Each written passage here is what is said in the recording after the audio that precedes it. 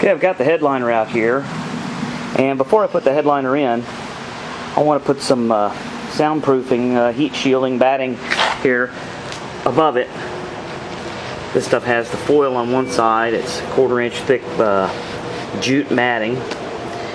So I've gone ahead and laid my headliner down here,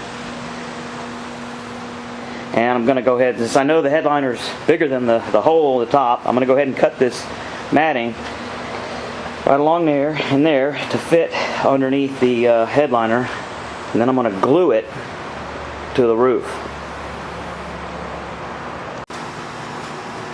Okay, still working on the headliner here. Here's the headliner just kind of laid out here.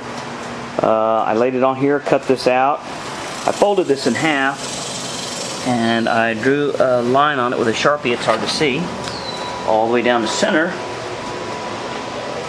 And I came inside the car, and I used one of those silver Sharpies to go ahead and mark the roof up here with a center line. I measured from side to side in various places, and I got the best center line I could find. Then I measured the distance on the headliner itself from slot to slot, from seam to seam. That's hard, it's not focusing. But you can see I put the markings on the roof where each seam is going to be. So next thing I want to do is put the rods in and get those straight, and then mark the sides where the rods go and get the rods to the right length. Okay, I now cut and fit my bows here. They're still a little long. They're a little tight in there. But I went ahead and lined them up with the marks right there on the roof.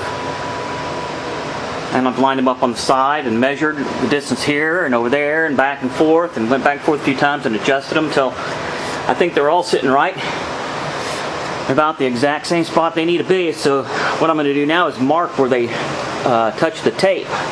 Put a good mark there so I know where to go back there again when I put the headliner in.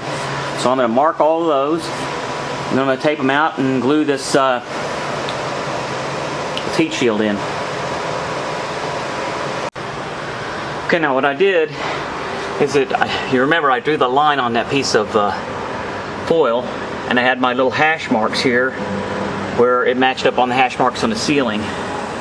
So what I did is I just put 8 inches of glue on the other side of that line, and then 8 inches of glue on the ceiling, about 8 inches off each end, just to get this hanging up there. So I was able to line this line up with the center line all the way down and each little notch to get it really close. It's got a little bit of hangover, so I'll be able to trim it to fit.